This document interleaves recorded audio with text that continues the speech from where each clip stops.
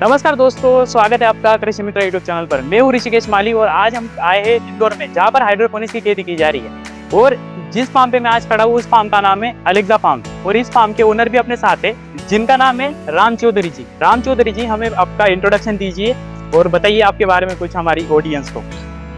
सबसे पहले मैं आपका धन्यवाद करना चाहूँगा कि आप यहाँ पर आए हैं और इसके बारे में लोगों को और अच्छे से जानकारी मिलेगी। मैं आपको बताना चाहूँगा, हम लोग पिछले 10 साल से हाइड्रोपोनिक में काम कर रहे हैं। इसमें बहुत सारे किसानों को हम लोग प्रोजेक्ट सेटअप करके दे चुके हैं। इसमें बैंक फाइनेंस कैसे होता है, गवर्नमेंट सब्सिडी कैसे मिलती है, फार्मर्स को अधिक से अधिक लाभ कैसे दिलवाया जा सके और एक उनकी इनकम कैसे जनरेट की जा सके, इसके ऊपर हम लोग कई वर्षों से काम कर रहे हैं। तो राम जी, हमने यहाँ पर देखा कि बिना मिट्टी की खेती की जा रही है। यहाँ पर पानी पर बहुत सारी अलग अलग सब्जियां उगाई जा रही है, जो भी बिल्कुल नेचुरल तरीके से। हमारा सबसे पहला सवाल ये रहेगा कि आपको इसके बारे में आइडिया आया कैसे? मैंने कॉलेज कंप्लीट करने के बाद में कुछ ना कुछ बिजनेस करना था, तो मैं एग्रीकल्चर बैकग्राउंड से जुड़ा हुआ हूँ। हमारे पास काफ़ी ज़मीनें हैं इंदौर के आसपास। तो मैंने शुरुआत यही किया कि सबसे पहले एक प्रोजेक्ट सेटअप किया जाए। हमारा प्रोजेक्ट सेटअप किया, फिर हमने फार्मर्स की हेल्प करने का आइडिया आया दिमाग में और मैंने शुरुआत किया कि इसको कमर्शियली वाइबल कैसे बनाया जाए, चीज़ों को और हर फार्मर तक कैसे पहुंचाया जाए। तो उसी दिशा में कार्य करते हुए हम लोग आगे बढ़ रहे हैं। और एक आजकल आप देखेंगे कि तय मात्रा से कई गुना ज़्यादा केमिकल्स वेजिटेबल्स के अंदर मिल रहा है।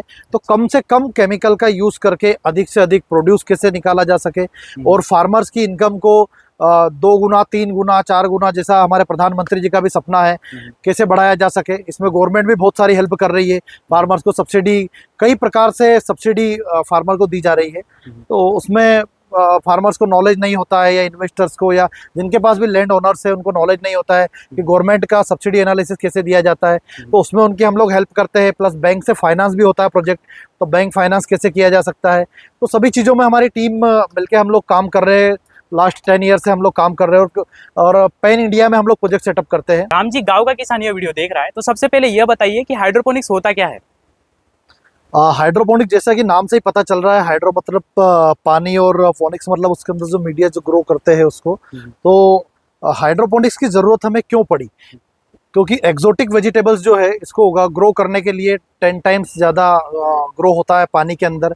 उसको जितना मात्रा में न्यूट्रिशन चाहिए होता है उतनी मात्रा में उसको न्यूट्रिशन मिलता है। लाइक दैट, एक तय मात्रा में खाना पानी सब कुछ प्लांट्स को मिल रहा है और केमिकल का कम से कम यूज़ हो रहा है। जैसा कि आपको पता है कि परंपरागत जो खेती करते आ रहे थे हम लोग, परंपरागत खेती में किसानों को कभी प्रॉफिट होता था, कभी बारिश की मार है, कभी ओलावृष्टि है, कभी तूफान आ गया तो किसान आत्महत्या कर रहा था। तो गवर्नमेंट ने भी इसको इनिशिएट किया और ये इजराइल की टेक्नोलॉजी है। ये आज से कई साल पहले से इंडिया में हो रहा है, जिसमें गवर्नमेंट ने सोचा कि यार किसानों को इनकम कैसे बढ़ाई जाए, कैसे इनकम को और ज़्यादा किसानों को कम से कम ज़मीन में अधिक से अधिक उत्पादन दिया जाए। तो गवर्नमेंट ने इसमें सब्सिडी को भी एड ऑन किया। सब्सिडी एड ऑन करने के बाद में है तो अधिक से अधिक उत्पादन करने के लिए देखिएगा आपकी मिट्टी की इसमें हमें आवश्यकता नहीं होती है और हम हजारों सालों से ज़मीन के अंदर केमिकल डाल रहे हैं। वो केमिकल इतना ज़्यादा हार्मफुल हो चुका है कि यहाँ से जो हमारा एक्सपोर्ट होता है, तो कई कंट्रीज तो ऐसी है जिसके अंदर हमारे यहाँ की मिट्टी में उगाई हुई सब्जियाँ जो है वहाँ पर बैन है, मतलब हम लोग एक्सपोर्ट नहीं कर सकते और वही हम कंज्यूम किए जा रहे हैं। तो इसीलिए हम लोगों को हाइड्रोपोनिक की आवश्यकता पड़ी कि nutrient rich vegetables and salads and ये सारी चीज़ें हमें खाने को मिले। और हम लोग, हमारा सपना भी यही है कि इंडिया में हर प्लेट्स तक हम लोग न्यूट्रिएंट रिच वेजिटेबल्स पहुँचाएँ।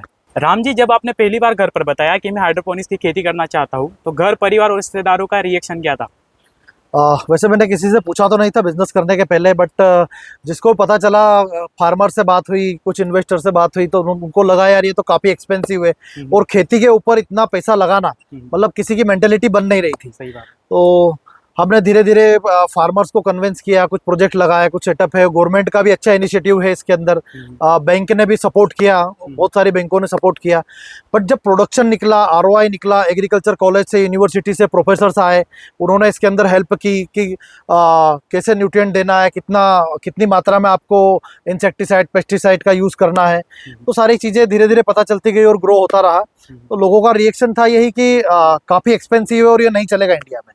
बट आज आप देखेंगे काफ़ी बड़े बड़े फार्म सेटअप है हमारे इंडिया में। अगर देखेंगे तो 50 एकड़ 100 एकड़ के फार्म सेटअप करके लोग फार्मिंग कर रहे हैं, और लोगों का खाने का एक टेस्ट भी बढ़ रहा है, जिसमें अगर आप देखेंगे कि प्लेट्स के अंदर वो colourful like that lettuce, bell peppers, और ये देखना अच्छा पसंद करते हैं और खाना भी पसंद करते हैं। अच्छा, राम जी से एक चीज सीखने को मिलती है दोस्तों कि अगर इंसान के अंदर जिद हो तो वो कुछ भी पा सकता है।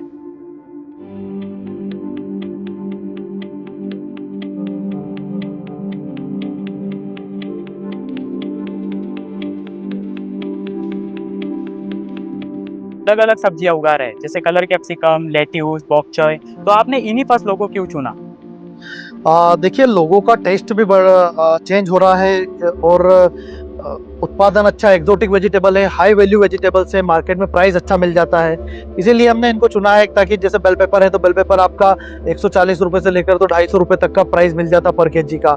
लेट्यूस का आपका 300 से 400 रुपये पर केजी का प्राइस मिल जाता है, और न्यूट्रिएंट रिच है पूरा, इसीलिए हमने इसको चुना, और प्राइस अच्छा मिलता है।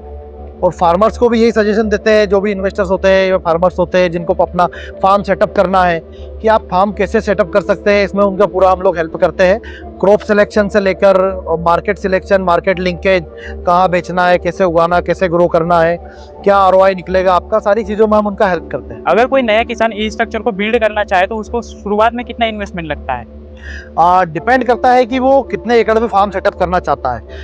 1 एकड़ मिनिमम, अगर 1 एकड़ रहता है तो वाइबल रहता है, कमर्शियल वाइबलिटी के लिए भी देखा जाना चाहिए। मिनिमम 1 एकड़ रहेगा तो वाइबल रहेगा। 1 एकड़, 2 एकड़, 5 एकड़, बहुत सारे लोगों ने 10-10 एकड़, 20-20 एकड़ के फार्म सेटअप कर रखे हैं। अभी हम लोग एक 51 एकड़ का फार्म सेटअप कर रहे हैं नियर बाय इंदौर। 51 एकड़ का फार्म हमारा खुद का सेटअप कर रहे हैं, जिसमें हमारे साथ काफ़ी लोग भी जुड़े हुए हैं साथ में।